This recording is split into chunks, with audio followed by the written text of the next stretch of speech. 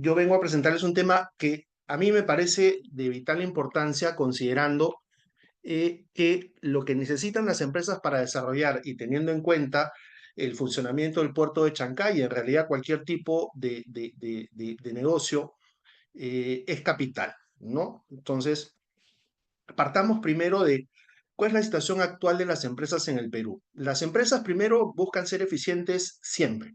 Y esa eficiencia es operativa y es económica. La eficiencia operativa se logra trabajando, la eficiencia económica se logra consiguiendo fuentes de financiamiento que permitan a la empresa tener una sostenibilidad financiera en el tiempo.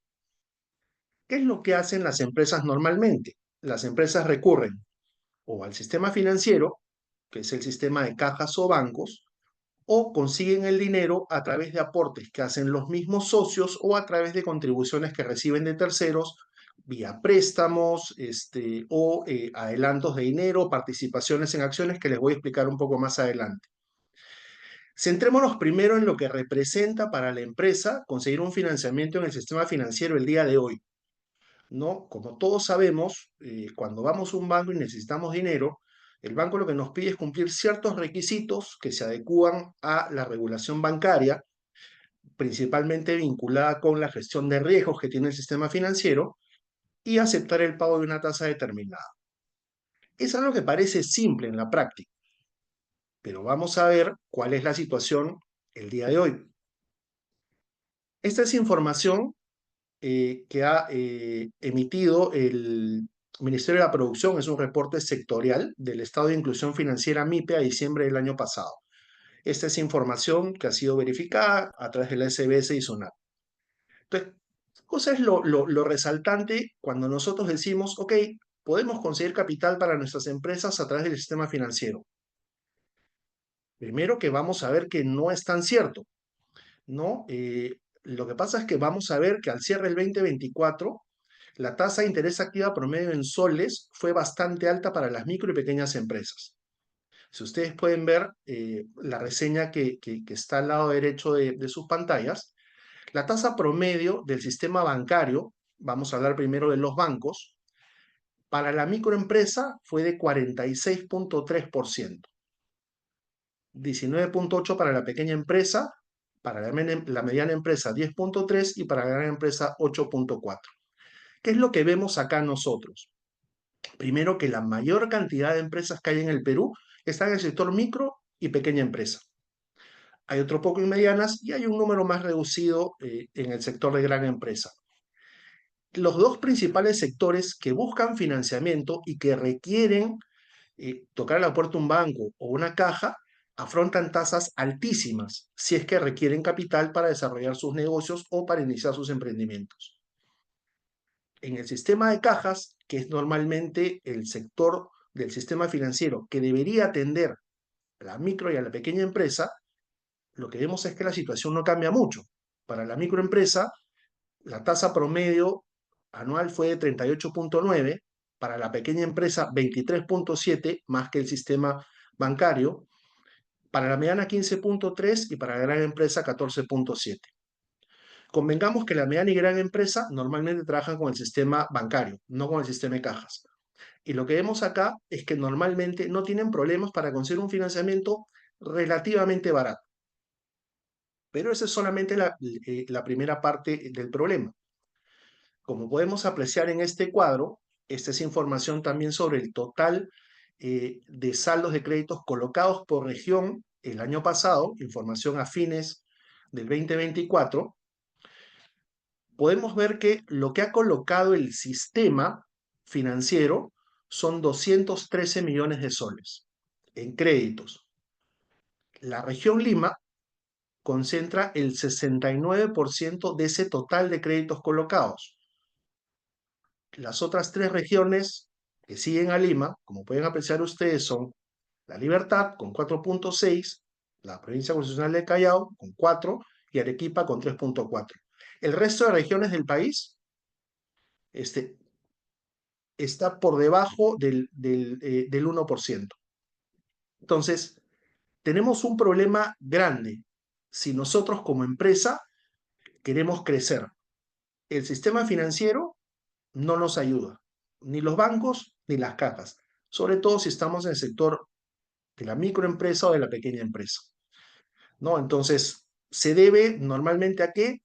A que las áreas de riesgo de los bancos están ubicadas en la ciudad de Lima. Por lo tanto, las verificaciones que hacen y los análisis de riesgos que hacen a nivel de las regiones son más complejos y castigan ciertos factores de atribución de riesgo que los bancos tienen establecidos por su regulación prudencial. Acá podemos ver también un cuadro donde se ve el monto colocado promedio de crédito y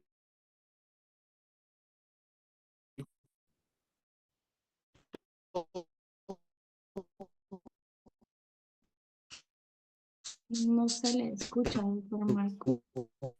con el tamaño de empresa. No se escucha, ¿me escuchan mejor ahí?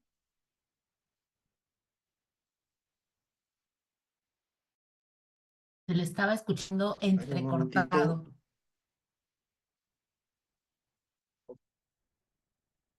me parece que hay algún problema con... Deme un segundito, por favor, para ver qué cosa puedo hacer para mejorar esto.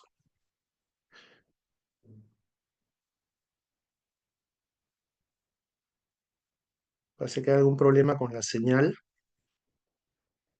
¿Me escuchan mejor ahí? Sí, doctor.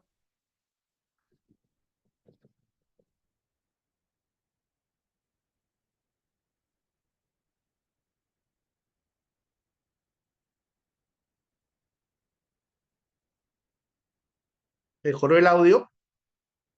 ¿Me escuchan mejor? Sí, doctor.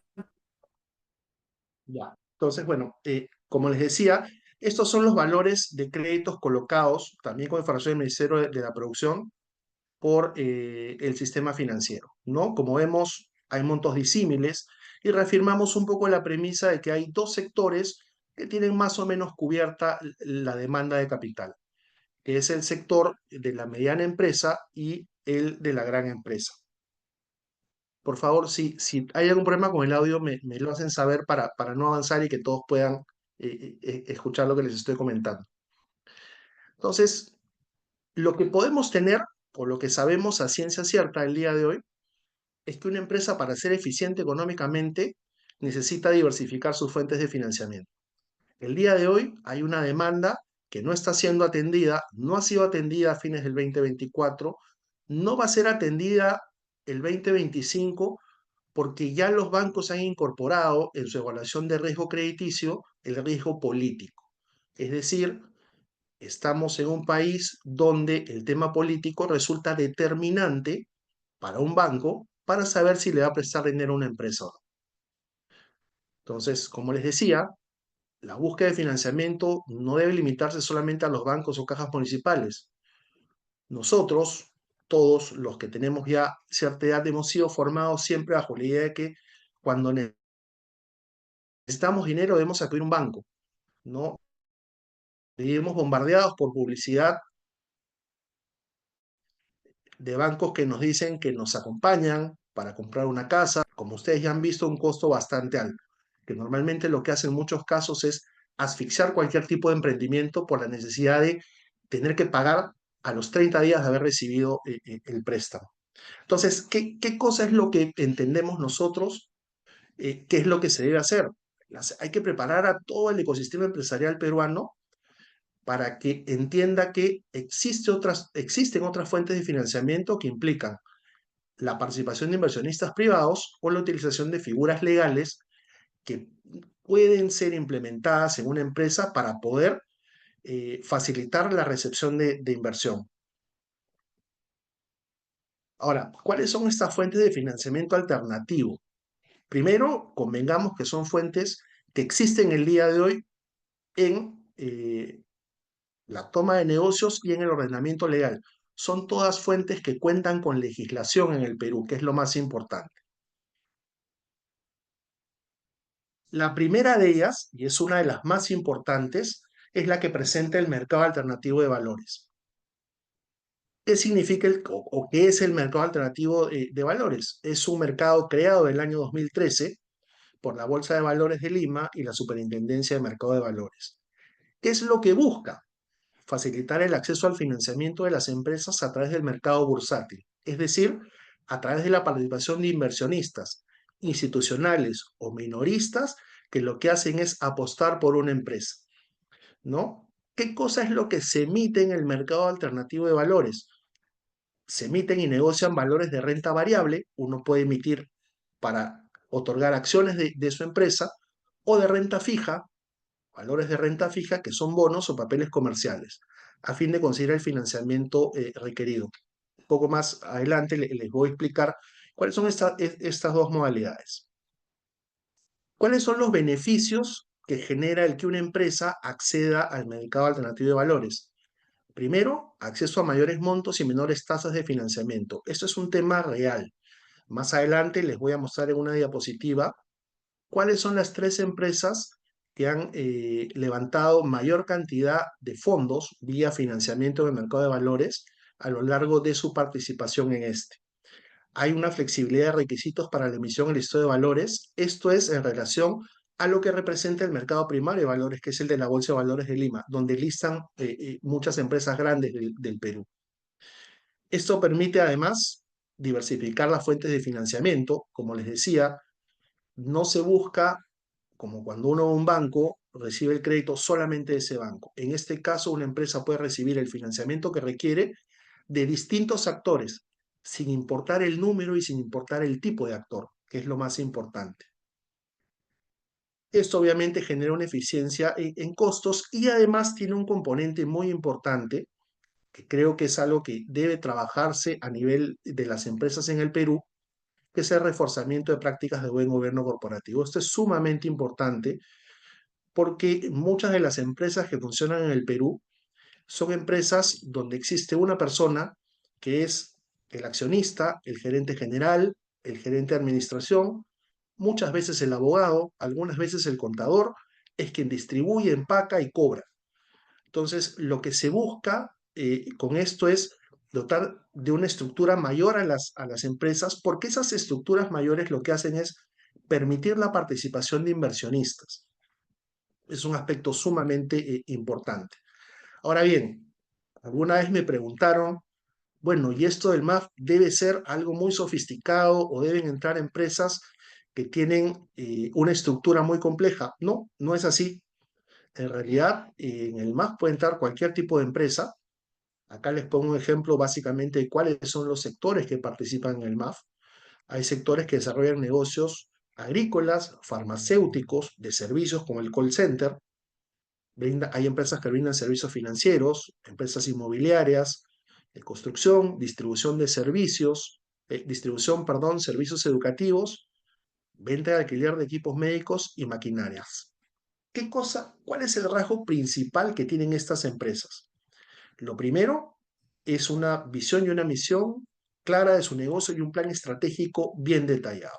Es decir, qué cosa quiero hacer, cómo lo voy a hacer, a dónde debo llegar y cómo voy a llegar a esto. Claramente, como les decía hace un momento, lo que se busca con esta participación en el MAF es una mayor flexibilidad y un menor costo al que un menor costo al que puede ofrecerle el sistema financiero, bancos y cajas, a las empresas. Esto es lo que les comentaba que me parece bastante relevante. El MAF, pese a ser una herramienta bastante interesante, lamentablemente en el Perú, y creo que es por falta de información, no logró una participación mayoritaria. ¿Por qué? Ni la misma Superintendencia de Mercado de Valores lo sabe a ciencia cierta. En el MAF, que funciona desde el año 2013, participan 14 empresas, solo 14 empresas de todo el Perú. Acá les pongo un ejemplo de 3 de las empresas que más fondos han podido levantar en el mercado alternativo de valores. Agrícola y Ganadera Chavín de Huántar lleva 12 años participando en el MAF y en todo ese periodo ha obtenido financiamiento con emisiones de bonos por 38.6 millones de dólares.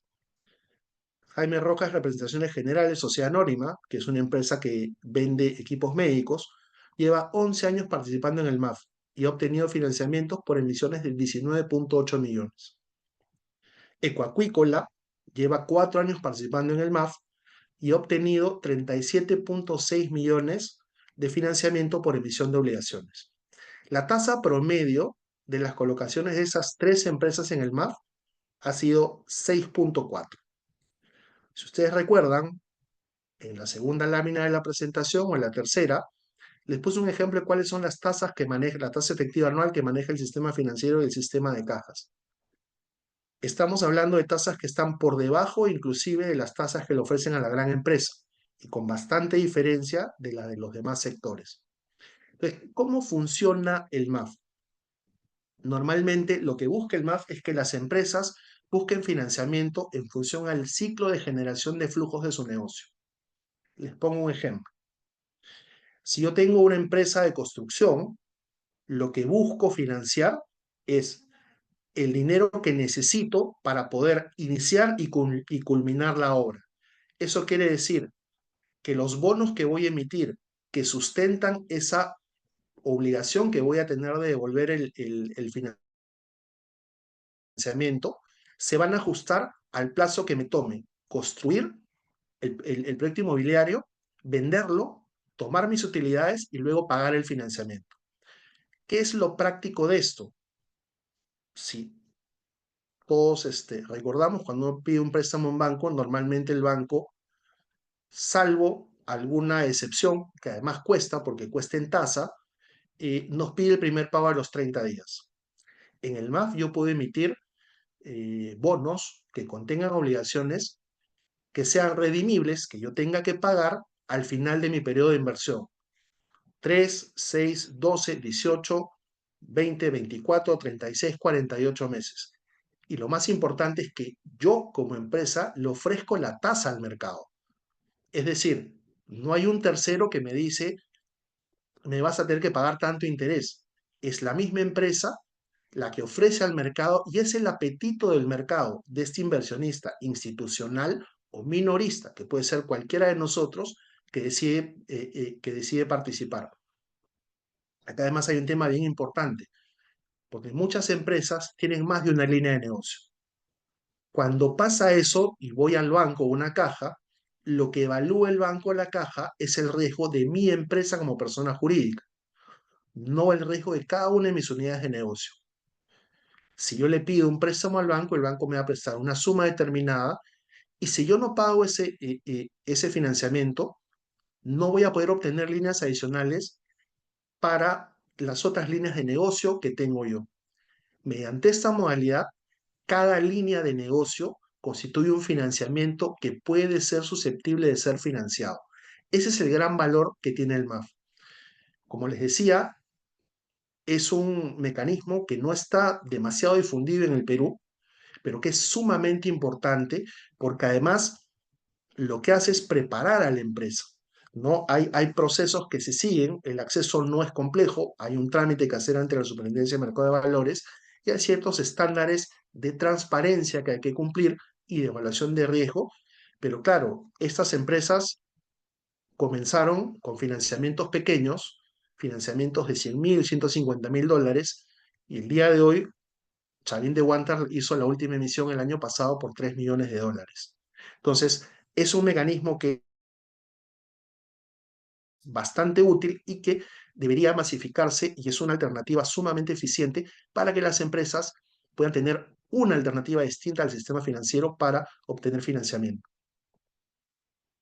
Otra figura legal que es bastante utilizada son los fideicomisos. Los fideicomisos, básicamente lo que hay es un fideicomitente, que es el que tiene el bien, y lo que encarga es la ejecución de algún tema específico a una persona, una empresa, una persona jurídica llamada fiduciario, que está regulado por la ley de banca, y lo hace en función de un tercero, que es denominado fideicomisario. No tiene mayor complejidad de la que les estoy explicando. El fideicomiso es un contrato como cualquier contrato que nosotros podemos ver. ¿Cuál es la particularidad? Que tiene condiciones especiales porque lo que hace el fideicomitente es darle un mandato al fiduciario para que el fiduciario ejecute algo por él en función o en beneficio del mismo fideicomitente o de un tercero que se llama fideicomisario. ¿Cuáles son los tipos principales de fideicomiso?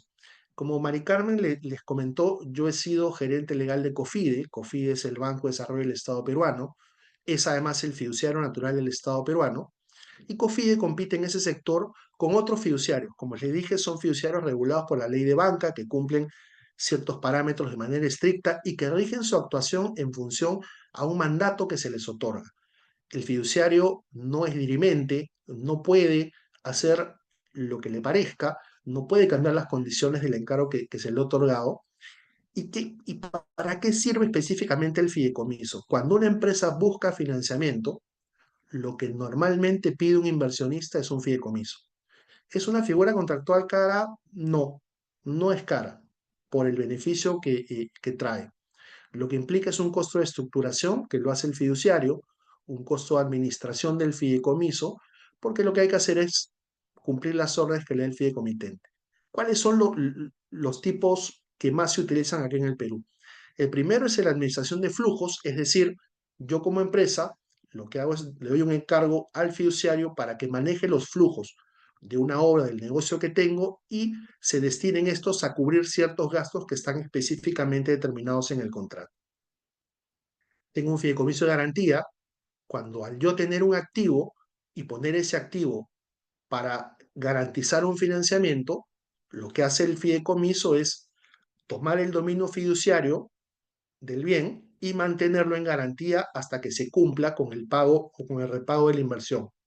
Esto también es sumamente importante porque tiene un valor diferencial respecto de la forma tradicional en la cual se garantizan los financiamientos.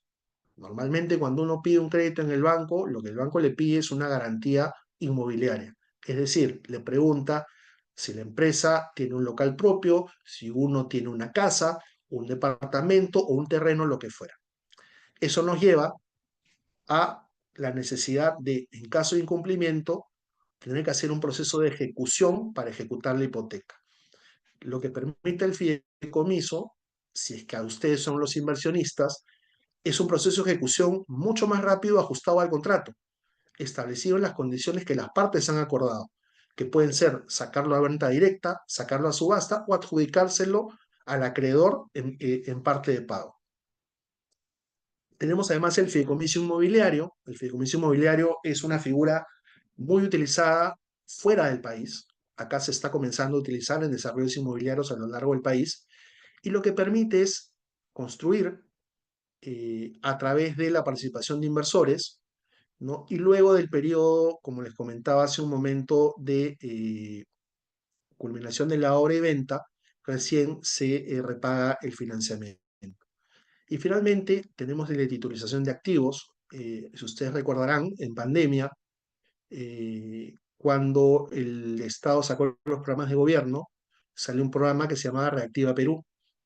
Ese programa Reactiva Perú lo estructuramos en COFIDE, junto con el Ministerio de Economía y Finanzas, la Superintendencia de Banca y el Banco Central de Reserva, y en un fideicomiso de titulización de activos. Lo que hacíamos era titulizar deuda, es decir, los préstamos que se le daban a las empresas para que éstas pudieran hacer uso del dinero con cargo a repagar lo nuevo. ¿Qué permite la titulización de activos también? Si yo tengo un bien, sea mueble o inmueble, que es de difícil realización, que me resulta muy complicado vender, lo que puedo hacer es titulizarlo a través de una sociedad titulizadora y lo que hago es dar participaciones respecto de ese bien titulizado para recibir el financiamiento, ¿no? Esto, como les decía, es algo que se utiliza también mucho en el tema inmobiliario. Nosotros lo utilizamos para el tema de Reactiva Perú y es una forma de garantizar también los financiamientos que uno puede recibir. ¿Cuáles son las ventajas de tener un patrimonio fideicometido en el respaldo de una operación de financiamiento? Primero, que lo que se constituye en este fideicomiso es un patrimonio autónomo inembargable. Es decir, si la empresa presenta problemas o presenta deudas, aquello que ha sido puesto de un fideicomiso, sean activos, sea dinero en efectivo, lo que genera es que no puede hacer materia de ningún tipo de embargo. Respecto del inversionista, garantiza de mejor manera el cumplimiento de las obligaciones que se han adquirido respecto del deudor, da la tranquilidad de que no hay forma posible que el fiduciario o el acreedor puedan tomar una posición distinta o discordante respecto de lo pactado en el contrato. Y la que básicamente es la que les comentaba, permite estructurar los contratos de acuerdo a las necesidades específicas de las partes. El fideicomiso lo que tiene son 6 o 7 cláusulas operativas y el resto queda libre albedrío de las partes siempre que no se transgreda ninguna norma. Pero básicamente es una estructura bastante dúctil para garantizar financiamientos y para asegurar, porque además los inversionistas de fuera normalmente piden fideicomisos en respaldo de las inversiones que hacen en las empresas del país. Acciones con derechos preferentes. Si una empresa busca financiamiento, esta es una muy buena alternativa también. Lo que se busca normalmente es que la empresa reciba un aporte patrimonial de un inversionista, sea institucional, otra empresa, o sea personal, una persona natural, el amigo, el vecino, el compañero, cualquier tipo de persona. Se hace esto. Normalmente nosotros cuando constituimos una empresa ponemos, el capital social se compone de 100 acciones de un valor nominal de $1. Esa es una acción común. Cuando nosotros queremos recibir un financiamiento tenemos dos opciones. O dejamos participar a este inversionista en el capital social, con lo cual podemos llegar a tener algún problema respecto del control de nuestra propia empresa, eso ha pasado mucho, o lo que hacemos es creamos un vehículo específico para que este inversionista pueda participar en las ganancias que tiene la empresa, no en el manejo de la misma. Y eso es sumamente importante. ¿Por qué? Yo puedo crear a través de mis órganos societarios una nueva clase de acciones, acción tipo A, tipo B, tipo C, con características específicas que pueden tener un derecho preferente, es decir, recibir un dividendo mayor que las acciones comunes y tener ciertas limitaciones, como tener suprimido el derecho a voto o a la participación en las juntas o alguna otra condición que se considere necesaria para no entorpecer el manejo de la empresa. Acá también la empresa determina cuál es el tiempo de vigencia de las acciones, porque lo que hacen las acciones es garantizar el pago del préstamo. La empresa emite una clase de acciones, el inversionista paga por ese tipo de acciones, participa de un dividendo mayor o de una tasa de interés establecida que puede ser pagada al final de cada ejercicio o al final del periodo de inversión. Y luego la empresa lo que hace es recomprar las acciones. Al recomprar las acciones, las puede mantener en cartera o simplemente las elimina. ¿Cuál es la ductibilidad de esta figura? Si yo tengo 4 o 5 inversionistas, lo que hago es tener, si quiero, 4 o 5 tipos de acciones o tener un tipo de acción específico para recibir inversiones. El beneficio, como les decía, el principal, que es lo que preocupa a muchos dueños de empresas, es que nadie pierde control. Si se estructura bien la emisión de acciones con derechos preferentes, la empresa salvaguarda o el accionista mayoritario salvaguarda el control de la empresa y la marcha normal del negocio, enfocado en generar utilidad y beneficio únicamente. Los fondos de inversión son otra fuente de financiamiento alternativo que se utiliza mucho ahora. Y los fondos de inversión básicamente son vehículos financieros que canalizan excedentes de liquidez en los mercados financieros. ¿Qué significa esto? Estados Unidos, eh, China, Japón, Inglaterra, España, todos esos mercados financieros lo que tienen es dinero para invertir. ¿Dónde lo invierten? Normalmente no lo invierten en sus propios países. Lo que salen es constituyen un vehículo, que es un fondo de inversión, y lo que hacen es juntan esos excedentes de capital de inversionistas institucionales, de personas naturales, administraciones públicas o incluso bancos, que lo que hacen es salir a buscar oportunidades de inversión para ganar una mayor tasa de interés. Esta alternativa es bastante importante porque financia operaciones que normalmente no son financiadas por el sistema financiero. Les pongo un ejemplo, agro.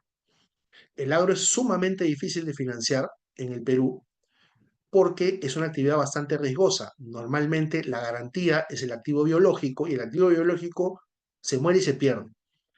Finalmente el banco, en el momento que quiere ejecutar, puede ejecutar un activo biológico que no existe o un terreno que probablemente sea muy difícil de vender. Estos fondos de inversión tienen además un perfil específico para cada sector. Un fondo no invierte en cualquier sector. Hay fondos específicos para el tema agro, para el tema inmobiliario, para el tema industrial, y lo que hacen es darle la oportunidad a la empresa de obtener una tasa bastante mejor, probablemente, que el sistema financiero, y lo que hace es generar unas relaciones de confianza que permitan a la empresa que una vez que cumpla con el pagar el primer financiamiento, pueda seguir optando por recibir financiamiento de los fondos y puede inclusive mejorar su tasa, porque ese es un tema muy significativo e importante. Mercado alternativo de valores, fondos de inversión, lo que permiten es, una vez que la empresa va cumpliendo, lo que va haciendo es mejorando la tasa, porque para el mercado de riesgo disminuye. ¿Qué quiere decir? Que probablemente la primera emisión o la primera evaluación de un fondo a una empresa le cueste más. La segunda, la tercera, la cuarta y todas las que vengan adelante, la tasa va a ser una tasa que no va a encontrar en ningún sitio. Y ese es el beneficio principal que tiene Factoring. Es otra herramienta que está bastante difundida en la actualidad. Hay apps, creo que Cumplo, Prestamipe, que tienen apps de factoring donde una persona o un grupo de personas, sea naturales o jurídicas, pueden participar en el factoring de una factura, ¿no? Comprando porciones o el 100% de la misma. El factoring, como ustedes saben, es una herramienta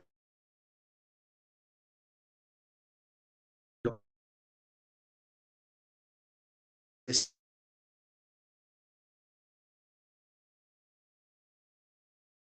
sirve o permites obtener.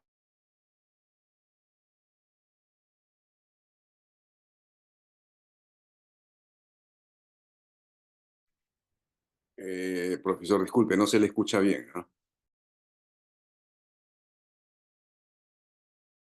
Comercial, pagan de manera diferida, 30, 90, 60, yo he visto casos de hasta 180 días, y en la práctica lo que hace eso es que la empresa grande se financie con las empresas pequeñas. Entonces, si bien es cierto, esta es una modalidad que puede ser usada, hay que tener ciertos reparos porque al ser más difundida, lo que se ha vuelto un poco onerosa en algunos casos, pero igual es importante si lo que necesito es liquidez de corto plazo.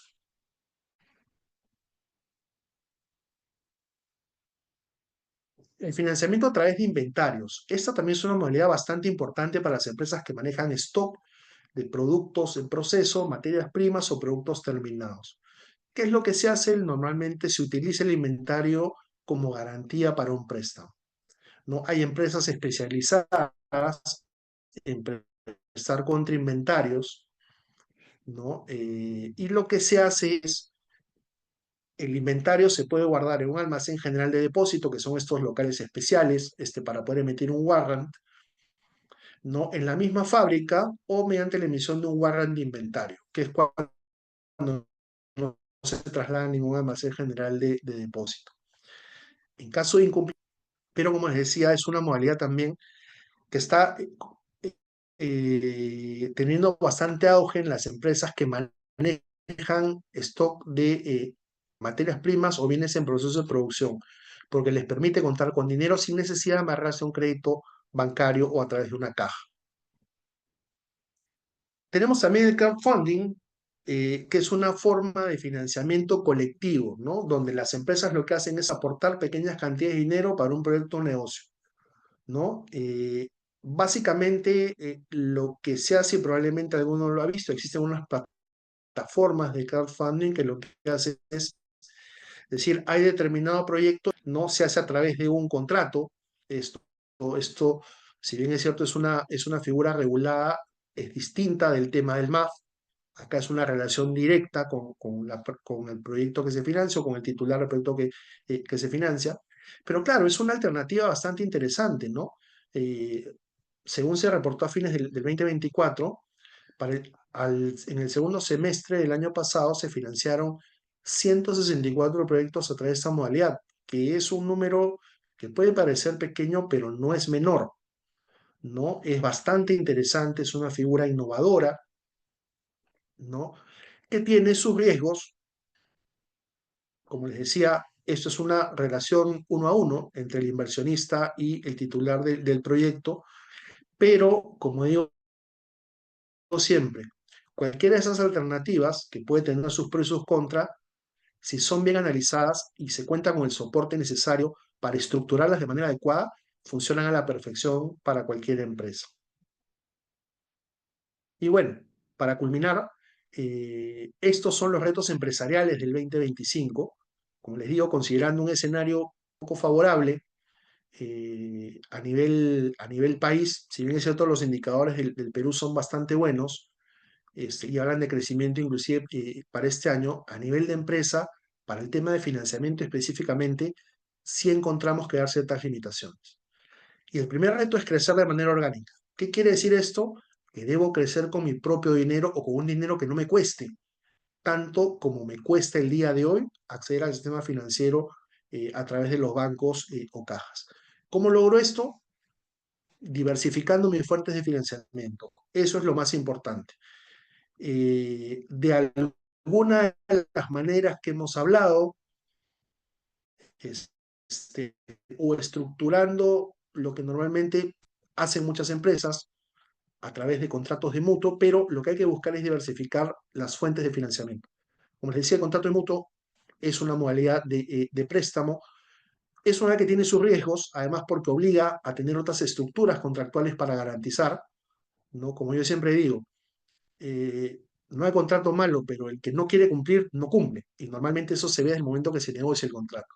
Y muchas veces los dueños de empresas, por la necesidad de conseguir capital, arriesgan demasiado al estructurar contratos que los dejan desprotegidos en caso de que existan incumplimientos al momento de tener que cumplir con las obligaciones o que les exijan mayores cosas de las que estaban puestas en el contrato. Estructurar financiamientos en base a necesidades financieras. Esto es sumamente importante. Si yo necesito 5 para crecer, pues debo tomar un financiamiento de 5, no un financiamiento de 10, porque además este año quiero viajar con mi familia o quiero comprarme un auto. Eso no es un crecimiento orgánico. El financiamiento tiene que ser real y sustentable. Esto para poder ser parte de todo este engranaje de financiamientos alternativos y poder seguir creciendo, que es lo fundamental. Como les comentaba, cuando hablamos del tema del MAF, es buscar adecuar la estructura de gobernanza corporativa y de cumplimiento normativo de las empresas. Gobernanza corporativa es cómo gestiono la empresa, cómo hago, cuál es mi proceso de toma de decisiones, cuáles son los estamentos, cuál es mi política de transparencia, de información para mis accionistas. ¿Qué es el cumplimiento normativo? Tener mapeado todo aquello que pueda afectar a la empresa dentro del entorno legal en el que se desarrolla, porque todo es susceptible de generar una pérdida y eso obviamente podría afectar nuestra capacidad de recibir financiamiento, sea porque me imponen una multa, sea porque tengo un proceso judicial perdido, sea porque tengo un proceso arbitral que pueda perder o que pueda representar un perjuicio grande de cara al perfil que busca tener la empresa para obtener un financiamiento. Ahora, este es un tema no menor, ¿no? La empresa debe estar dispuesta a generar relaciones de valor compartido. Eso es sumamente importante. Normalmente muchos empresarios tienen el temor de ¿por qué aceptar un inversionista si el negocio es mío y la ganancia es para mí? Bueno, lo fundamental es que si esto nos permite crecer, resulta justo que quien invierte tome una parte de esas ganancias. Claro, una parte razonable, pero esto se logra buscando justamente esta sinergia que lo que hace es generar un valor compartido. La empresa gana, el inversionista gana. Ese es el principio básico y primordial que se busca en estas fórmulas de financiamiento alternativo. Y como les decía, el inversionista debe ser visto como un aliado para la consolidación financiera de las empresas. El día de hoy, las empresas que tienen mayor crecimiento están adoptando fórmulas de financiamiento en las cuales participan inversionistas institucionales e inversionistas como personas naturales. Esto es sumamente importante. Es más, y me había olvidado de comentarles, de hecho, la Bolsa de Valores de Lima está haciendo presentaciones con Agrícola Chavín de Huántar, mostrándola como el ejemplo de la empresa peruana para obtener financiamiento sin recurrir al sistema financiero, es decir, creciendo de manera orgánica, estructurando financiamientos en base a sus necesidades y siendo eficiente. Estos son los retos principales. Esto es básicamente la presentación que había traído el día de hoy, ¿no? Espero que les sirva a todos ustedes de cara a los negocios que tienen, a los emprendimientos que puedan tener y a la necesidad de conseguir capital barato, que es lo más importante. Muchísimas gracias, Mari Carmen. Quedo a disposición en caso tengan alguna duda o consulta. Doctor Roncayolo, en verdad, muchísimas gracias por su participación bastante clara, directa y sobre todo real respecto a la situación de nuestro país. Como usted bien dice, ¿no? Indicadores económicos que van en crecimiento, pero tenemos ahí el tema político, que es un tema que también hoy en día lo debemos considerar. De verdad, muchísimas gracias. No sé si hay alguna pregunta del auditorio, sino para continuar con ya la segunda presentación que también ya nos está acompañando en este Zoom. Sí, bueno, vamos a darle la bienvenida a Gladys Arce Gamboa, ya nos acompaña en sala también. Gladys Arce, bienvenida. Ella es economista con especialidad en comercio internacional y lidera el área comercial de Corporación Sealers hace más de 31 años. Gladys, ya tienes el coanfitrionaje para que puedas compartir tu presentación y quedo atenta. Muchísimas gracias también, doctora, a usted. Mari Carmen, muchas gracias a todos.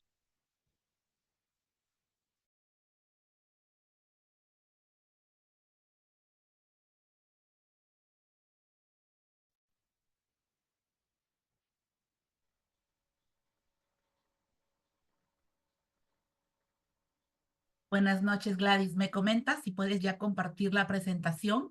Y estamos atentos a tu exposición. Buenas noches con todos. Voy a compartir la presentación. A ver. um,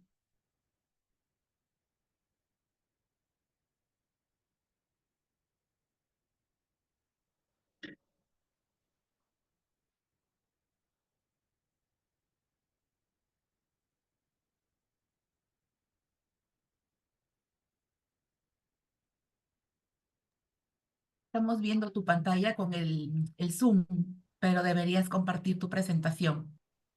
sí, eso lo estoy intentando hacer. Un segundito, por favor. A ver, quiero compartir. No la veo aquí.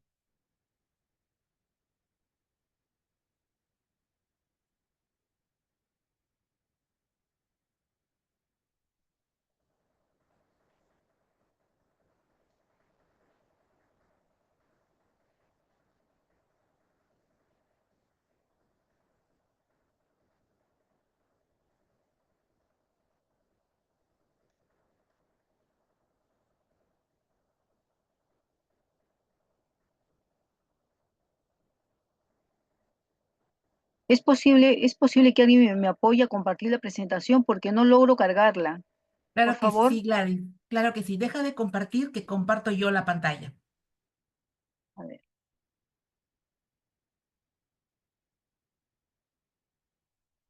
Creo que cierro ahí, ¿no? Sí, donde dice la flecha de... a ver, permíteme. Puedes dejar de compartir y yo abro la presentación. A ver, dice en compartir es que elimino, ¿verdad? Dale doble clic, sí, ¿Dejo de o un compartir? solo clic. Sí, dejar de compartir. O me sale compartir, no me sale dejar de compartir. Vuelve a presionar la flecha verde. A ver. Uy, no, no puedo.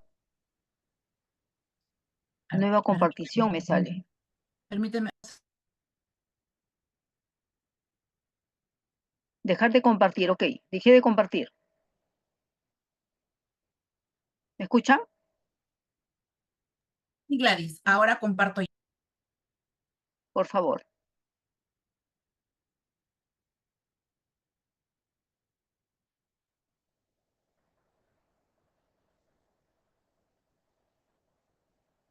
Listo, Gladys. ¿Puedes ver la presentación para que ya comiences a exponer? Ok, ahí se ve la primera página, ¿verdad? Es correcto. Yo voy avanzando conforme tú me vayas indicando. Ok. Primero que nada, muchas gracias por esta presentación. Yo voy a tocar un tema muy interesante. El doctor lo escuché en su presentación y efectivamente ve todos los procesos que tenemos al momento de hacer una negociación. En mi caso voy a ver la cadena logística en todo el proceso de exportación, ¿no? Por la experiencia que tenemos, es el proceso de inicio a fin en un proceso paso a paso, ¿no? ¿Cuáles son los requisitos para poder exportar un producto al extranjero? Como nosotros siempre decimos, es básico que nuestra empresa esté certificada o inscrita en la SUNAT como empresa exportadora, ¿no? Tenemos que tener los documentos necesarios para hacer todo un proceso de exportación o importación para no tener problemas. Lo ideal para tener una exportación, si se quiere, óptima, es conectarse con un agente de aduanas, ¿no? A través de un mandato electrónico que el agente de aduana de seguro se los va a pedir para que pueda tener el mandato electrónico donde se le autoriza al agente de aduana a hacer todos los trámites en el tema de exportación o importación. Lo otro que es básico en una gestión de exportación es realizar un análisis de mercado y del producto, ¿no? Para saber si mi producto es competitivo, si en el país donde deseo hacer la exportación, por ejemplo, nosotros en Perú, tiene un acuerdo comercial, cuáles son mis beneficios arancelarios, si mi precio puede ser competitivo o no competitivo, ¿no? Y planificar el tema de exportación. Cuando hablo de planificación del tema de exportación, se tiene que ver mucho en la negociación. Para poder ser competitivo de nuestro país hacia afuera, tenemos que ver qué producto queremos llevar al extranjero, qué tanta competencia podemos tener, si nuestro producto puede tener muy buena acogida, ¿no? Y a su vez el tema de los fletes o lincoter que podamos adecuarlo para la exportación puedan ser competitivos nuestro producto. La siguiente, por favor. Doctora Arce, buenas noches. Buenas noches. Manuel Trujillo, una pregunta, por favor.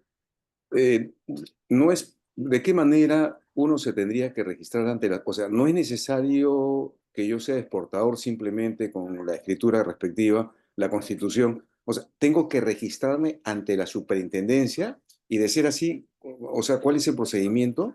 Yo pensé que de pronto como exportador simplemente me acercaba, obviamente, con el RUT pertinente a la agencia de aduana y por defecto el sistema se abría para mis operaciones. Por lo que yo la estoy escuchando, hay un registro que necesariamente tengo que hacerlo ante la SUNAT. ¿Me podría decir cuál es, por favor? Sí, por supuesto. Gracias por su pregunta. Interesante, señor Trujillo, su pregunta. Aquí hay dos temas muy fundamentales. Hoy en día hay un control de precintos aduaneros en el proceso de exportación para la elaboración de la DAM. Entonces, cuando yo hablo de registro, es nosotros, por ejemplo, nosotros Corporación Chile somos fabricantes y también somos exportadores. Nosotros tenemos un código en la SUNAT que es la 003. Entonces, cuando ustedes hacen su trámite de exportación o importación, porque ahora la norma de la SUNAT, la versión número, o la última que salió, la modificación, que es el número 4, exigen que todas las empresas exportadoras o importadoras deben usar precinto de seguridad. Y para que puedan usar precinto de seguridad, igualmente tienen que tener un código. Entonces, una vez que tengan un código, ustedes inscriben en el portal de la SUNAT, ¿no? Para poder ingresar en el portal los precintos que puedan tener o los que puedan usar y los puedan declarar en la SUNAT. Porque eso es parte de la trazabilidad cuando ustedes hagan una expo o una INPO. Sin embargo, usted me acaba de decir, cuando ustedes sacan su RUC, claro, son varios, si se quiere, varios en el RUC les indica cuál es su operatividad, ¿no?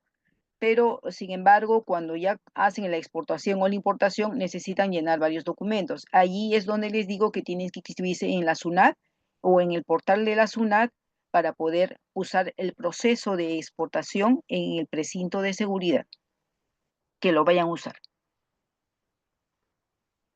¿Está bien? Ya, muy amable, claro, ya, correcto, gracias doctora, muy amable.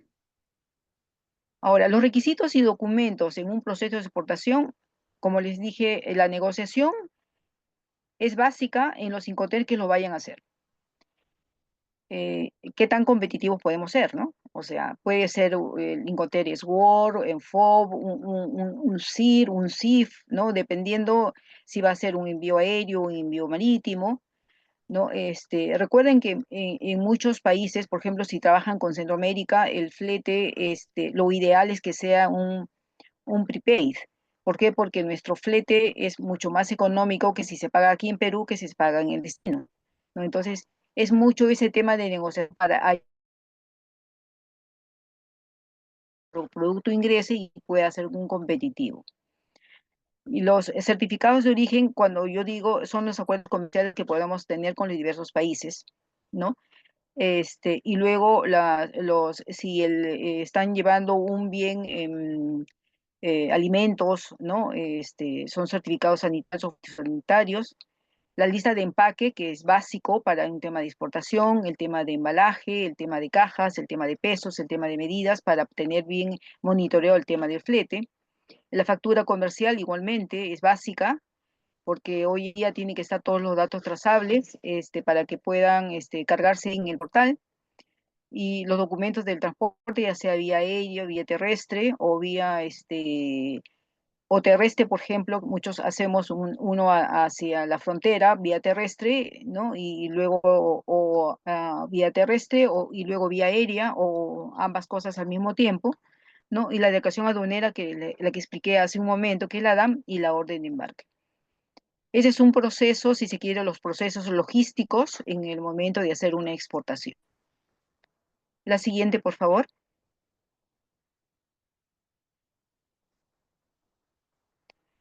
Ahora, ¿cuáles son los pasos ya una vez que yo deseo exportar, ¿no?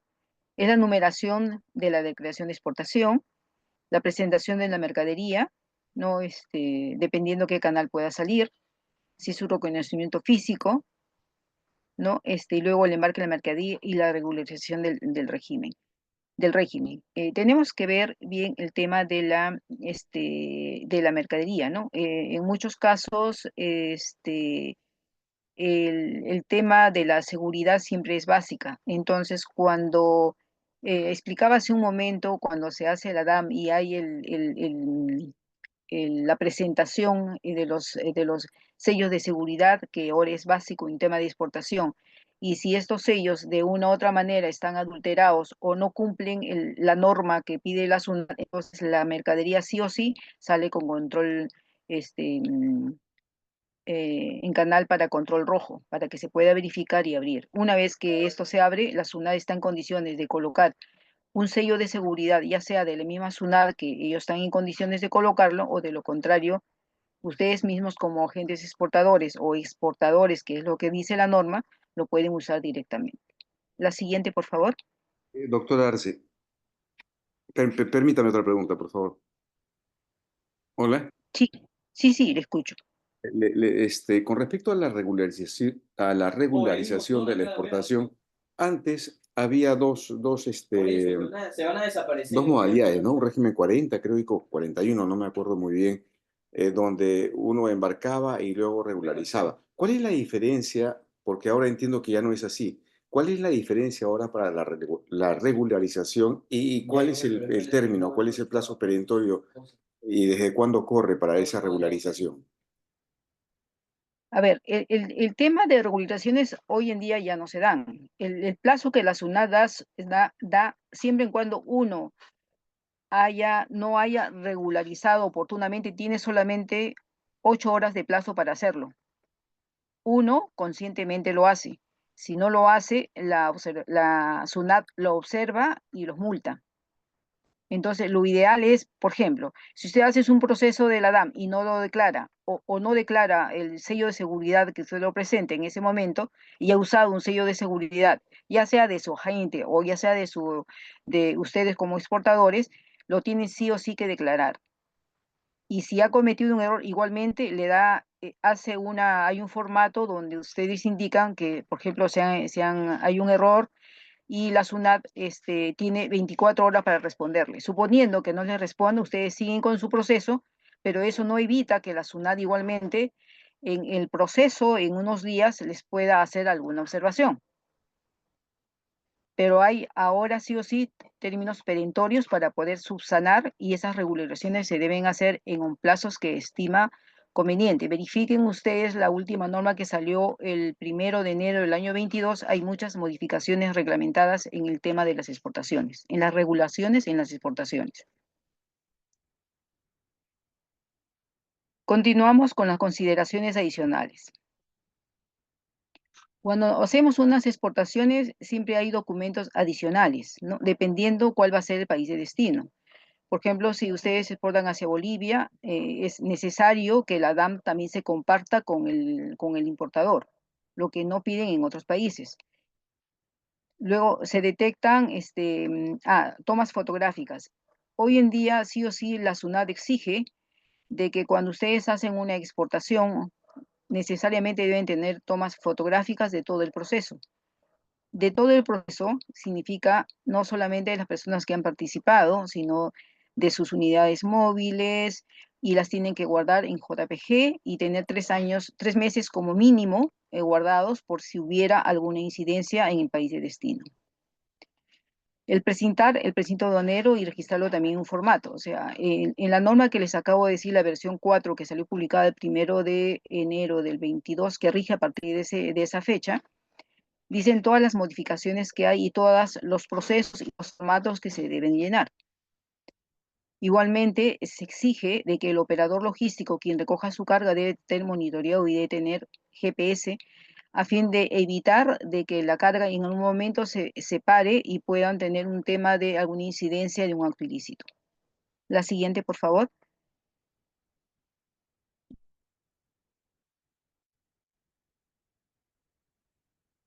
Como les comenté hace un momento, el operador logístico, ese es el que tramita la DAM y puede salir ya sea en rojo o en canal naranja, ¿no? Para eso es lo que les decía hace un momento, que tienen que tener todos los documentos completamente para no tener ninguna incidencia, y luego registrar la información de las personas que participan en la colocación del precinto aduanero que les hice un momento, ¿no? Que es un anexo que es el anexo número 7, donde se debe hacer. El registro fotográfico igual, como ya les adelanté, mínimo 3 meses, y esta información se las puede requerir en algún momento la SUNAT.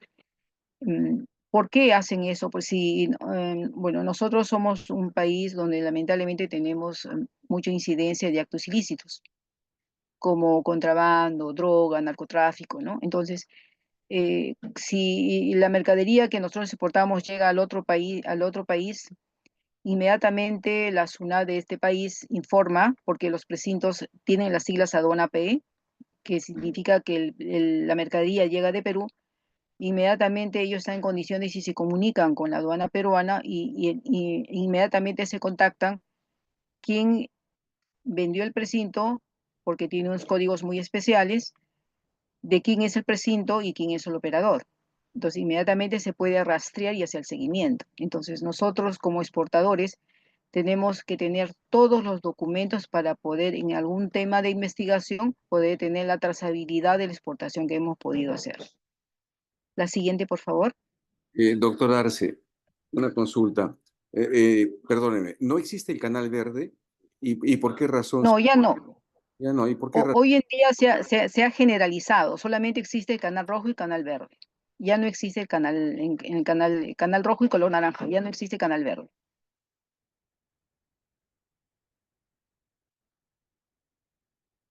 por una parte mejor porque se hace más operativa, así como el tema de el tema de los sellos de seguridad, ya antes, como usted dijo, tenía que usted lo colgaba, tenían que escribirlo y cuando escribían, a veces no escribían el número correcto. Hoy en día los sellos tienen un QR, ¿no? Que con cualquier celular o cualquier escáner, usted simplemente escanea y eso lo enlaza a la DAM. Entonces no hay error en cuanto a la codificación o el levantamiento de información. Igualmente, en el nuevo proceso se han cambiado varios procesos en el tema de la exportación y ahora solamente son los dos canales, ya no existe el otro canal, se ha generalizado todo el proceso. Ahora, en el tema nosotros como exportadores, entonces siempre pensamos en que la trazabilidad en nuestro transporte internacional sea la más adecuada, ¿no es cierto? Entonces, hoy en día no solamente la aduana exige de que utilicen un sello de seguridad de acuerdo a las características mínimas que ellos exigen, sino también nos dan la alternativa de usar tecnologías de mayor alcance, ¿no? Con un tema de RFID, un tema de monitoreo, un tema de GPS, porque se puede instalar inclusive sellos de alta seguridad donde todo esté monitoreado, ¿no? Si la unidad, por ejemplo, de ATE y se tiene que ir al terminal marítimo y por ahí paró, o de lo contrario, por ahí se desvió o pasado algo, inmediatamente se reporta lo que puede haber pasado y, por ejemplo, en el caso de que hay tantas unidades que a veces, que hemos visto hace poco, la semana pasada, que hay una unidad que llegó y la carga se la estaban llevando, o sea, entonces, todo ese monitoreo es lo que se puede llevar si se utiliza una tecnología como RFID, ¿no? Una tecnología que va en avance y el usuario final, ya sea el exportador o el agente, pueden monitorear y saber dónde está su carga, en qué condiciones está y en qué momento va a llegar o en qué momento va a salir. Entonces, hay varios temas de seguridad que nosotros podemos asegurar que nuestra carga desde el origen o de la planta hasta el terminal puede llegar y no solamente eso, sino también pueda, si es un tema terrestre o marítimo, se puede ir monitoreando a través de este tema de RFID en los sellos de seguridad. La siguiente, por favor.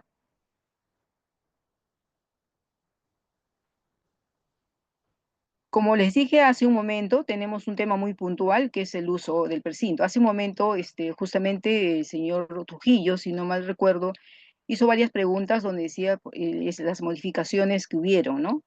Efectivamente, ustedes pueden buscar el tema del control, que es la norma, la P0008, que es donde hace ya varias modificaciones. No solamente el tema de sello de seguridad, sino hace en muchos aspectos, en todos los que exportamos o importamos diversos materiales o hacemos diversos tipos de negociaciones.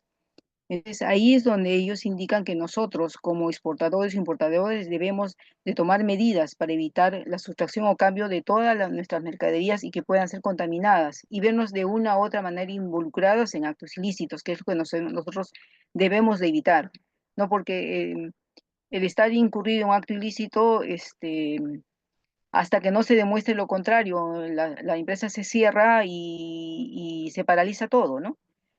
La siguiente es que la adquisición como le dije hace un momento, cuando me hizo una pregunta, decía es del registro en la SUNAT, ¿no? Entonces era lo que les estaba explicando, ¿no? La adquisición de los precintos en el momento de usarlos se deben registrar, ¿no? En el portal y deben usarse un precinto de acuerdo a la norma aduanera.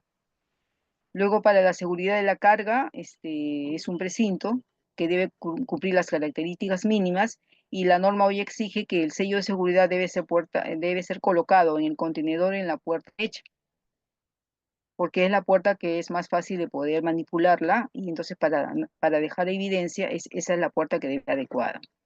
Ahora, en los contenedores, hay veces muchos exportadores decimos, pero nos evitamos hacer esa gestión, ¿verdad? Entonces decimos, no, que solamente utilicen nuestro agente de aduana, pero en el procedimiento y en la ley y en la normativa, la aduana indica que los que deben usar sellos no solamente son no solamente son los operadores intervinientes, sino también los operadores de comercio exterior. Y dentro de los operadores de comercio exterior somos las personas que exportan, las empresas que exportamos, los transportistas, la misma SUNAT, ¿no? Todos los operadores de comercio exterior. Entonces, todos estamos en la obligación de usar precintos y registrarlos y manifestarlos en el documento. Y mientras tanto tengamos todas las evidencias, es lo ideal. Y antes de usar un sello de seguridad, igualmente, se debe de verificar que el sello de seguridad que usemos o estemos comprando a alguna empresa, esta empresa también debemos verificar en el portal de la SUNAT que ellos están autorizados a la venta de los sellos de seguridad que la aduana exige.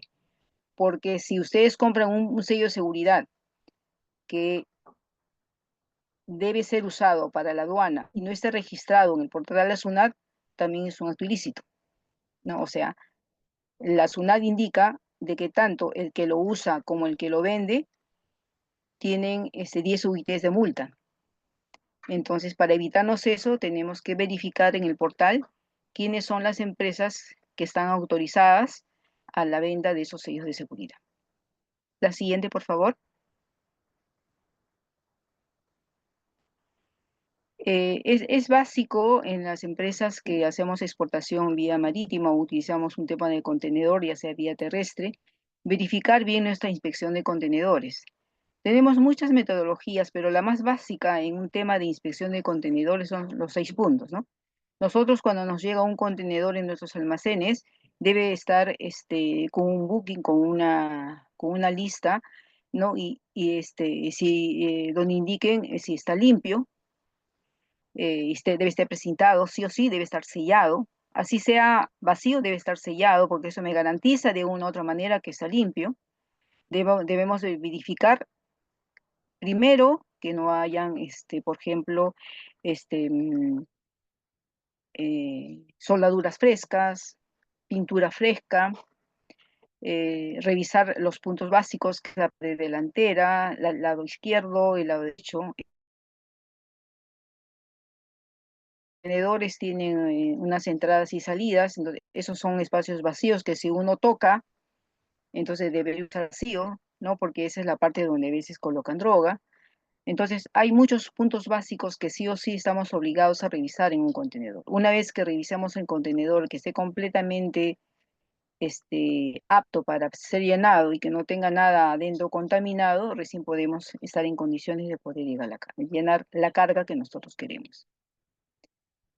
Mi presentación la he hecho, si se quiere, la más práctica posible en los procesos de una exportación, ¿no? Y estoy a su disponibilidad si desean hacer alguna pregunta adicional.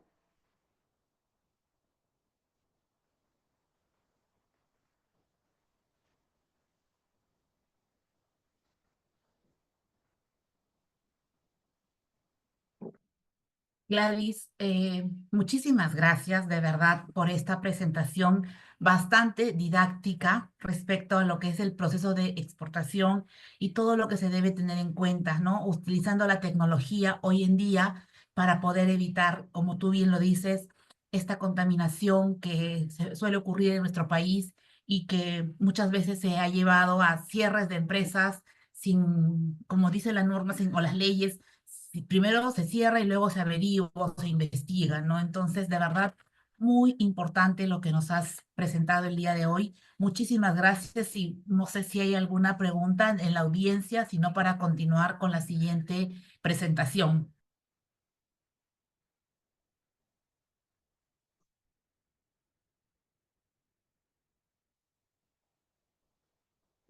Bueno, yo aprovecho desde ya a darles las gracias.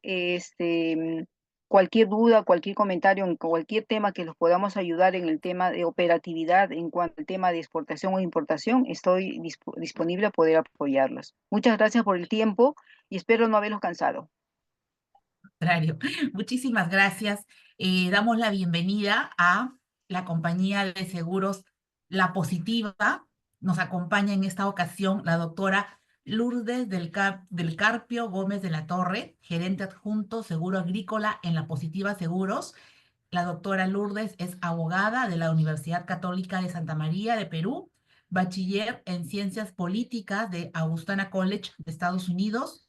Tiene un máster en Administración Pública de Syracuse University, también en Estados Unidos, un diplomado en alta gerencia en INCAE Costa Rica y actualmente gerente adjunto de seguros rurales en La Positiva. En el año 2007 inició su la actual área de seguro agrario y además también nos acompaña Luis Rodríguez, que es analista senior de Seguro Agrario y La Positiva Seguros. Doctora Lourdes, bienvenida, muchísimas gracias. Me comenta usted que ya tiene el coanfitrionaje para que pueda compartir su presentación. Perfecto, muy buenas noches con todos. Muchísimas gracias por esta oportunidad. Voy a compartir la presentación. Creo que ya debe estar.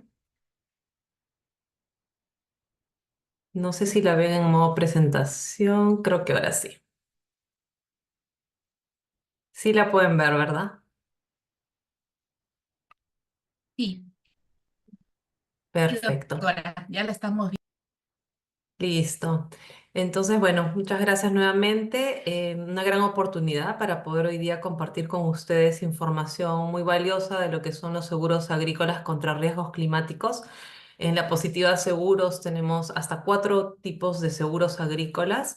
Hoy día me voy a centrar en 3 de ellos, que son el seguro agrícola de rendimiento, el seguro agrícola de muerte de planta y el seguro paramétrico. El único que no voy a mencionar es el seguro agrícola catastrófico, que es un seguro que es parte de un programa del Estado para asegurar cultivos en zonas de extrema pobreza en el Perú. Y ese es un programa que lo hemos venido participando desde el año 2009. Entonces, primero voy a explicarles un poco sobre el seguro agrícola comercial o de rendimiento. Este es un seguro agrícola contra riesgos climáticos que está dirigido específicamente para pequeños, medianos agricultores que puedan tener hasta 10 hectáreas de cultivo. Y esta es una limitación, ¿por qué? Porque hoy en día este seguro está subsidiado por el Estado, como lo voy a explicar después, y una de las condiciones es que tengan hasta 10 hectáreas para ser beneficiarios del subsidio.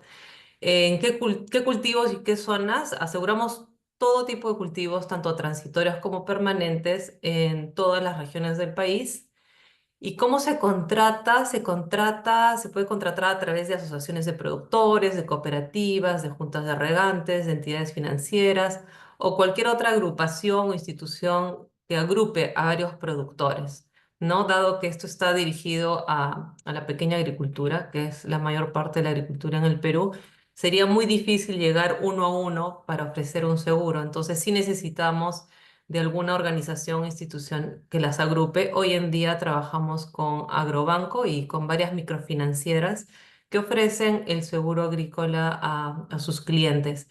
¿Y quién es el beneficiario? Es el agricultor o la entidad o asociación a favor de la cual la póliza se puede endosar. En el caso de las microfinancieras, entonces el seguro agrícola está endosado a favor de la entidad financiera para el pago del crédito cuando ocurre un evento climático que afecte el cultivo, se paga una indemnización y ese dinero va para pagar parte o todo el préstamo.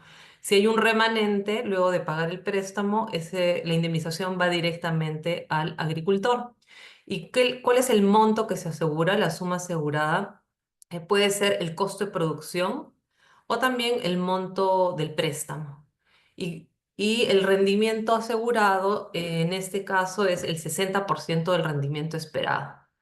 Em, y las tasas en este producto están entre 5 y 6,5% sobre la suma asegurada. Esto ya incluye IGB y, bueno, no incluye comisiones que podrían haber que cobran los canales, las microfinancieras o cualquier otro canal de distribución o algún broker, ¿no? ¿Qué riesgos asegura este seguro de rendimiento o también conocido como seguro comercial? Son todos estos eventos climáticos como lluvias extremas o inoportunas, sequía, inundaciones, vientos fuertes, bajas temperaturas, incendio, granizo y nieve, huaico, deslizamiento y también falta de piso para cosechar, terremoto y erupción volcánica. Como ven, en este caso no cubrimos plagas y enfermedades porque esa es una pregunta que siempre nos mencionan. Plagas y enfermedades no está cubierto porque es algo que se puede prevenir y controlar. Ya en realidad podríamos ver excepciones para plagas que no son de la zona, son muy inusuales y tendríamos que hacer algo muy específico, ¿no? Para algún tipo de plaga. Este es el cofinanciamiento, bueno, el ministerio le llama cofinanciamiento, pero en realidad es un subsidio de la prima, ¿no? El ministerio ya desde el 2023-24 viene subsidiando parte de la prima, empezó subsidiando el 80% de la prima para agricultores que puedan tener hasta 10 hectáreas de cultivos y ahora sacó una nueva normatividad para el 2025-2026 donde ahora el cofinanciamiento es del 70% de la prima, ¿no? Entonces, normalmente, en este caso que nosotros vendemos el seguro a través de las microfinancieras y agrobanco, una vez que se acerque el agricultor a solicitar un crédito, se le ofrece el seguro, si desea el seguro, lo adquiere, paga el 30% de la prima y ya nosotros, la Positiva, nos encargamos de hacer el trámite con el Ministerio de Agricultura para que nos pague el 70% restante de la prima. También se asegura también ganado, pero por el momento no estamos asegurando, no ha habido demanda para este tipo de seguros. Por el momento solo estamos asegurando cultivos.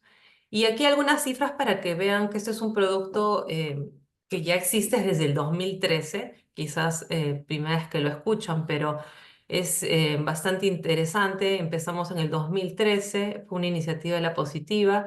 Empezamos asegurando 21.283 hectáreas y ya en el 2023, gracias a este subsidio del Estado, obviamente hay una demanda mayor por este seguro y ya el número de hectáreas se incrementaron pues a 61.000 y en el 2024 terminamos con casi 100.000 hectáreas aseguradas en este tipo de seguro. ¿No? Y esto en número de pólizas o número de agricultores, en el 2024 ya fueron 38.279 agricultores que pudieron contar con este seguro. Acá algunas cifras de lo que hemos pagado con este seguro. Como pueden ver, en general, desde el 2013 al 2025, ya hemos pagado en indemnizaciones 42 millones de soles y se reparten en estas regiones y como ven la región donde más hemos pagado es en Piura porque ahí sí hemos visto que suceden los eventos extremos, ya sea inundaciones, lluvias excesivas o sequía y de hecho son eventos que causan grandes pérdidas y bueno, seguido por Ayacucho, Junín, Apurímac, Puno y como ven en realidad hemos pagado indemnizaciones en casi todas las regiones. Y como porcentaje, podemos decir que el 37% de estos 42 millones se han ido para pagar indemnizaciones en Piura. Y en este círculo pueden ver el monto de la indemnización, por ejemplo, para sequía. Vemos que el 40% de toda la indemnización pagada en este periodo se ha ido para pagar eventos de sequía. Luego le sigue los eventos de lluvia, de temperaturas bajas y problemas con inundación, con granizo, viento fuerte y también temas de temperatura alta, huaicos y deslizamientos. Entonces sí, es algo muy peculiar en el Perú que generalmente en otros países pues se cubren riesgos específicos como solamente granizo o solamente sequía.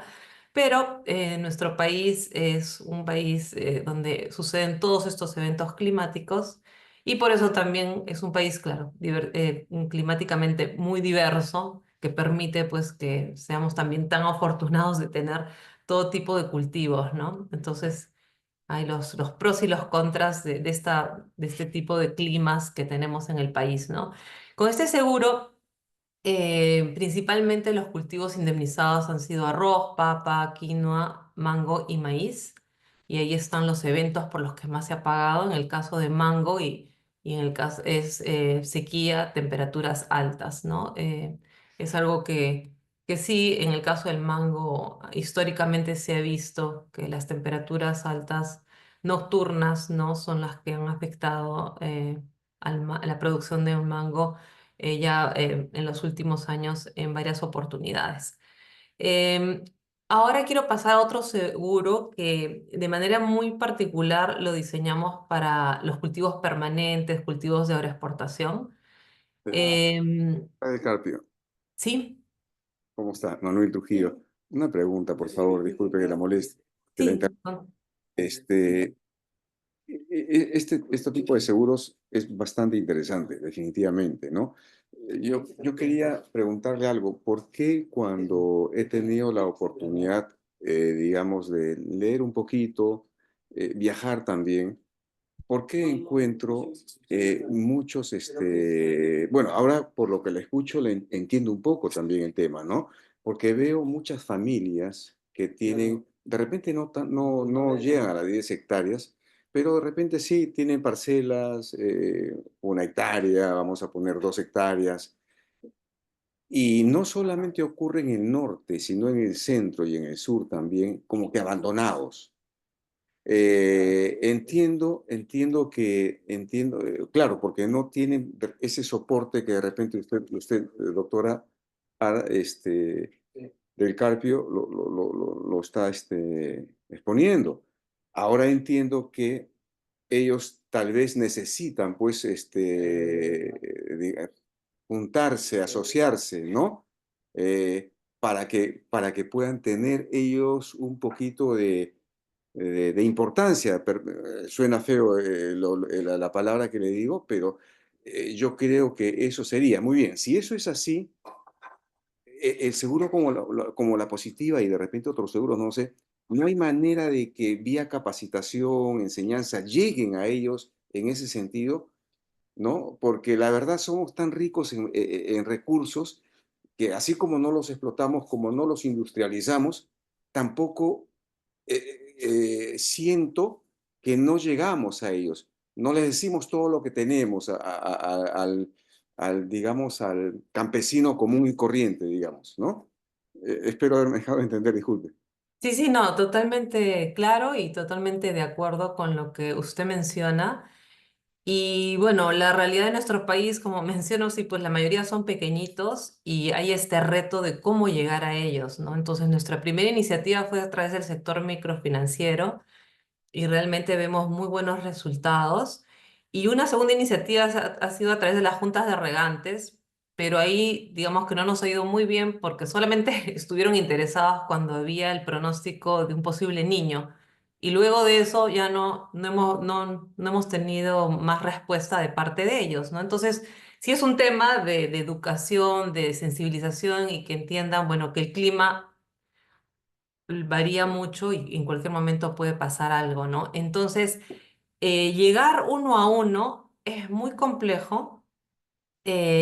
Si quisiéramos poder llegar a través de asociaciones de productores, de juntas de regantes, y solamente le comento que sí hemos explorado muchas posibilidades, incluso teníamos la idea de, con toda la experiencia que tiene la positiva y toda la base de datos que tenemos, porque todos nuestros datos están georreferenciados, sabemos qué ha pasado con el clima, qué ha pasado con los cultivos desde el 2009, tenemos información. Entonces, se nos ocurrió y lo comparto porque quién sabe, alguien esté interesado en participar en algún proyecto innovador.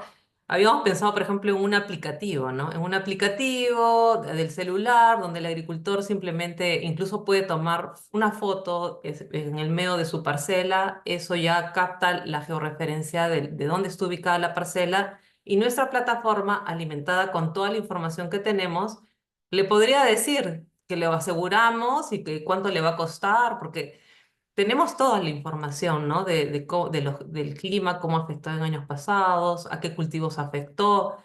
Pero bueno, suena como un sueño, pero sé que en otros países funciona. Entonces ese sueño en algún momento puede hacerse realidad en el Perú.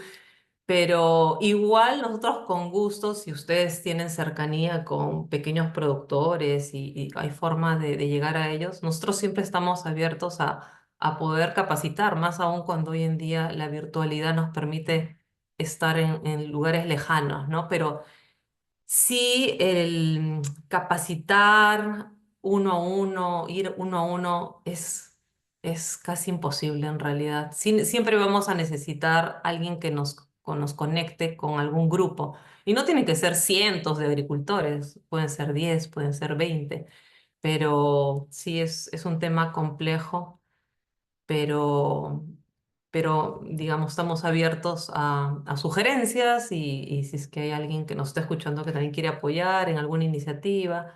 Sé que, por ejemplo, bueno, hay grandes agroexportadores que acopian, ¿no? Productos, cultivos de pequeños. Sería pues ideal si un gran agroexportador o acopiador tiene el contacto con un grupo de agricultores de 10, 15, 20, ya lo podemos, ahí podemos empezar, ¿no? Entonces, sí, sí, más bien muy importante lo que usted mencionó. Muchas gracias. Ok, muy amable, gracias, gracias. Y sí, luego, bueno, el seguro de muerte de planta sí lo dirigimos para cultivos de agroexportación, pero sabemos que en la agroexportación, cultivos de agroexportación no necesariamente son todos muy grandes los productores, ¿no? Seguimos igual. Tuve oportunidad de estar en una conferencia hace un tiempo y yo misma me sorprendí, no tenía ese dato de que la mayoría también son pequeños, ¿no? Los productores de palta y de arándanos, no necesariamente pues tienen 100, 200 o más hectáreas, también hay muchos pequeños y medianos, pero bueno, este seguro está para los pequeños, los medianos y los grandes, para cultivos permanentes. Y este seguro lo pensamos en asegurar riesgos un poco más enfocados a lo que le afecta al cultivo permanente y por eso aseguramos, este producto está dirigido para asegurar excesos de lluvias, inundaciones, vientos fuertes, huaicos, incendios, erupción volcánica, maremoto y terremoto. Pero lo cierto es que este seguro también, no ha tenido, digamos, sí, pues acogida, es la verdad, por, por diversos temas. Yo diría, un tema es que como la mayoría de cultivos permanentes para exportar están en la costa, la costa los riesgos climáticos no son frecuentes, pero sí son severos cuando ocurre, ¿no? Y sabemos, los huaicos, las inundaciones o las temperaturas altas nocturnas, ¿no? Entonces, normalmente lo que nos ha pasado es que siempre nos piden contratar este seguro cuando sale publicado los pronósticos de un posible niño, ¿no? Y luego ya no nos piden asegurar. Sí, sí veo que este año en particular ha cambiado, o sea, no hay un pronóstico del niño, pero sí nos estaban pidiendo más cotizar, ¿no? O sea, es como que se está sensibilizando más, ¿no? Los productores, más conciencia de esa posibilidad, ese riesgo que está ahí latente, ¿no? Entonces, igual presento este producto porque creo que es importante y la idea de esta reunión es poderles compartir todo lo que hacemos y esto no es, digamos, limitado. En seguros podemos crear muchos productos, ¿no? Entonces, este seguro, así le llamamos de muerte de planta, porque cubre cuando uno de los eventos que hemos visto, de riesgos, estos riesgos, causa que la planta sea arrasada o desarraigada del suelo o que le ocurra que la muerte fisiológica de la planta. Entonces, ¿cómo se calcula la indemnización? Se multiplica el número de plantas por el valor de reposición de la planta. Menos puede haber en algunos casos deducibles especificados en la póliza. Entonces, lo que se asegura es el valor de la planta, y acá está en la próxima lámina. Bueno, como les decía, es para cultivos permanentes, frutales. La suma asegurada puede ser el costo de instalación, ¿no? Que incluye la preparación del terreno, el valor de los plantones, fertilizantes, insumos, labores generales, mano de obra, o el costo de instalación más los gastos incurridos hasta obtener la primera cosecha o la segunda también, ¿no? O sea, el cultivo permanente tiene un valor, por supuesto, el año 1, el año 2, el año 3, su valor va incrementando y esa sería la suma asegurada. La vigencia es de un año calendario se inicia la vigencia cuando se suscribe la póliza, debe estar arraigado el cultivo y luego de un año es el fin de la póliza. Las tasas han estado entre 1 y 2,5% de la suma asegurada y va a depender de la cercanía a los ríos, del tipo de cultivo, del tamaño del fondo y también si es que hay obras complementarias como drenes o muros de hormigón, o sea, medidas de prevención. Pero, y bueno, antes de pasar con unas cifras de este producto, para cotizar necesitamos saber dónde está ubicado, de preferencia las coordenadas GPS, la edad de las plantaciones por lotes, cuál es la suma asegurada, si es que hubieron pérdidas en años pasados por eventos climáticos y si se requiere una inspección de campo. A diferencia del primer producto, que es el que vendemos a través del sector microfinanciero, aquí sí necesitamos una inspección de campo, pero en el seguro que vendemos a través del sector microfinanciero de Agrobanco no hacemos inspección previa de campo porque entendemos que las microfinancieras ya han hecho una evaluación del riesgo y entonces prácticamente en automático cada vez que aprueba un crédito Agrobanco y si el agricultor quiere, compra el seguro sin ningún tipo de trámite más que decirle al analista de crédito, quiero el seguro y ya está. Agrobanco tiene una plataforma conectada a nosotros, imprime la póliza y es muy simple. En este caso sí tenemos que hacer una inspección de campo y esa es una de las diferencias también. Y esto es, digamos, la historia de este seguro desde el 2014 que lo empezamos a comercializar hasta la fecha. Estos son, digamos, los cultivos que pueden ver que hemos asegurado: maracuyá, mandarina, vid, palto, arándano, espárrago. Y en estos departamentos no han sido, como ven, muchas empresas interesadas en el producto, son bastante pocas, pero igual, y bueno, y sí hemos pagado muchísimo en indemnizaciones. Tuvimos eventos de inundaciones y huaicos en el 2017 y 2019 en Piura y se pagaron 2,1 millones de dólares para los cultivos de banano y de uvas, ¿no? Entonces ahí, como ven, no son muchos digamos, sí, los agroexportadores, ya sea pequeños, medianos o grandes, que han comprado esta cobertura y por eso hemos pensado en otra posibilidad, es que un seguro indexado paramétrico. A pesar de que hay esta posibilidad, igual todavía está vigente, digamos, esta póliza de seguro de muerte planta, pero ahora quiero pasar a explicarles un seguro bastante innovador en el Perú y porque ya en otros países lo utilizan, que se llama seguro indexado paramétrico. La idea de este seguro es asegurar lluvia, ya sea el exceso o el déficit, y también podríamos asegurar temperaturas altas o bajas, que creo que para los frutales sería interesante porque muchas veces hemos escuchado, ¿no? La baja producción, o no solamente la baja producción, o se retrasa la cosecha por las temperaturas altas nocturnas, ¿no? También podemos asegurar vientos. Ahora, ¿de qué trata este seguro indexado paramétrico? Entonces, estos son unos tipos de pólizas de seguros que indemniza a los asegurados cuando se cumplen ciertas condiciones que son predefinidas em, en lugar de basarse en evaluación de pérdidas reales. Ahora, suena un poco extraño y prefiero irme a esta lámina y luego regreso, porque en el caso de los seguros paramétricos, este seguro va a pagar la indemnización en base a la intensidad de un evento, que puede ser la cantidad de lluvia, ya sea en exceso o en déficit, o los grados de temperatura por encima o por debajo de lo que se establece en la póliza. Entonces, en la póliza lo que va a decir es que yo contrato este seguro siempre y cuando, y se puede fijar estos parámetros climáticos por semanas, por meses, por periodos. Entonces, podría decir, me voy a inventar totalmente este dato, podría decir, yo quiero este seguro que me pague en caso en los meses de enero y febrero llueva más de tantos milímetros en mi fondo, ¿no? Sobre mi fondo.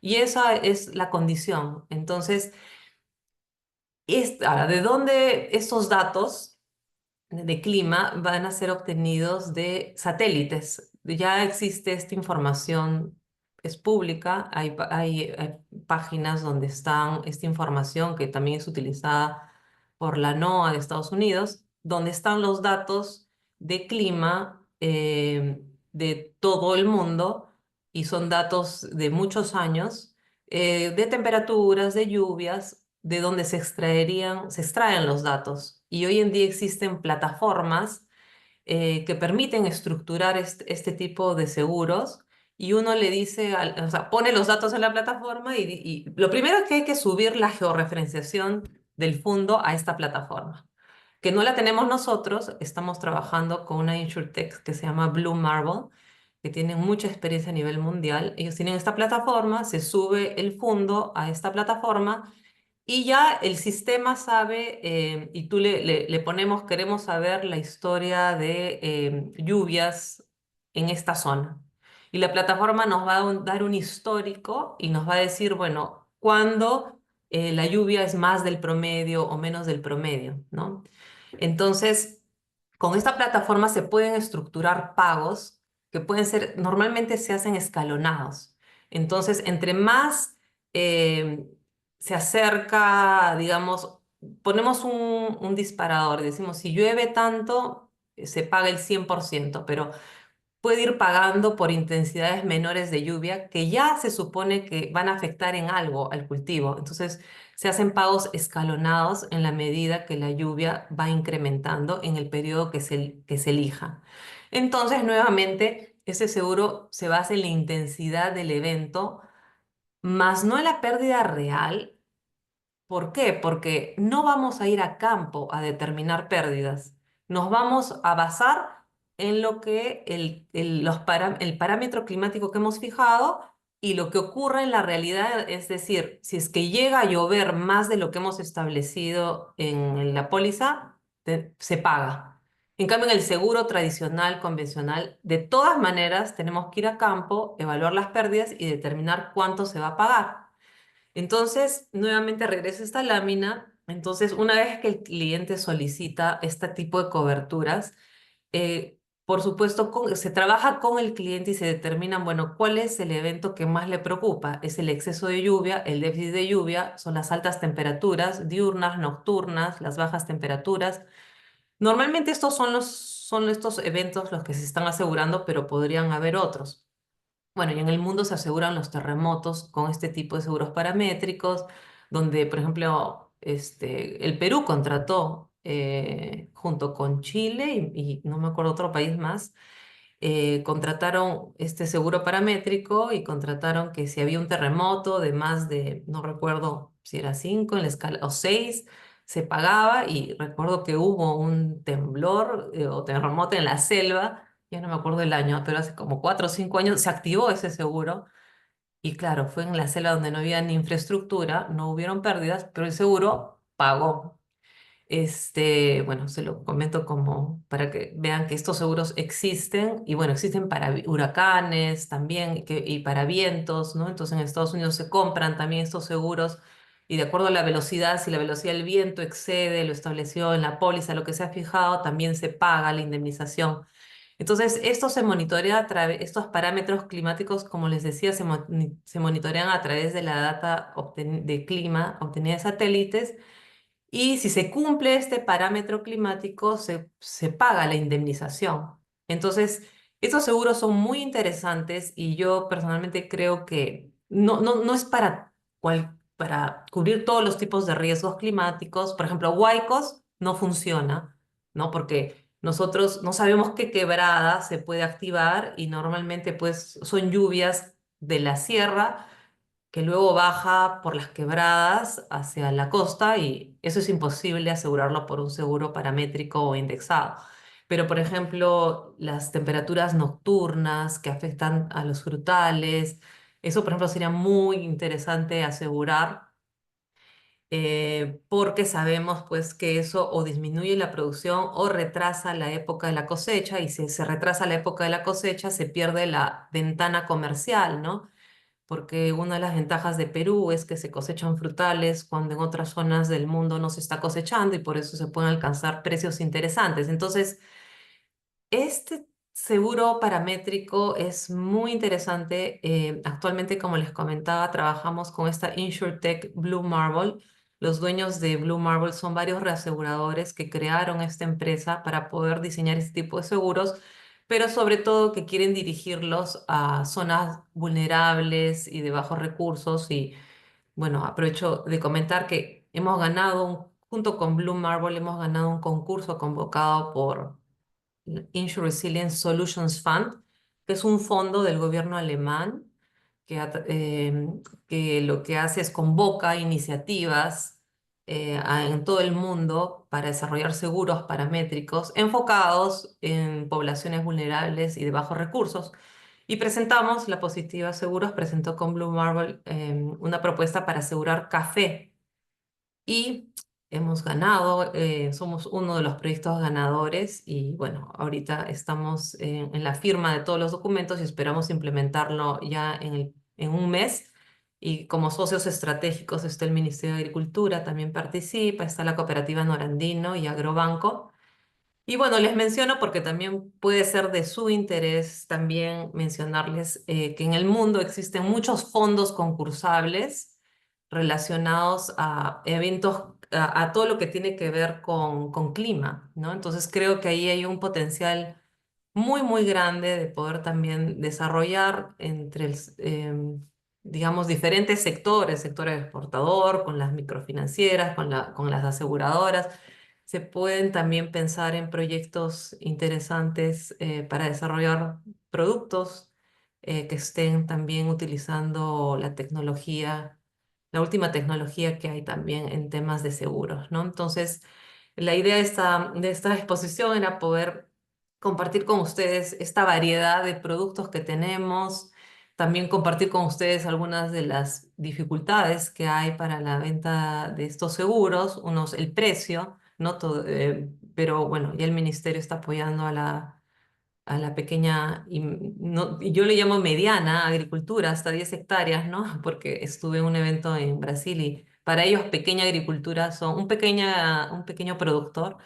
En Brasil pues son 80 hectáreas, ¿no? Entonces sí, hay dimensiones muy distintas y bueno, de verdad agradezco mucho la oportunidad. Quedo atenta si ustedes tienen preguntas ahora, de no tenerlas igual nuestros datos de contacto a través de la Escuela Internacional de Aduanas y Logística. Encantados de poder dialogar y poder explorar oportunidades para ustedes. Muchas gracias.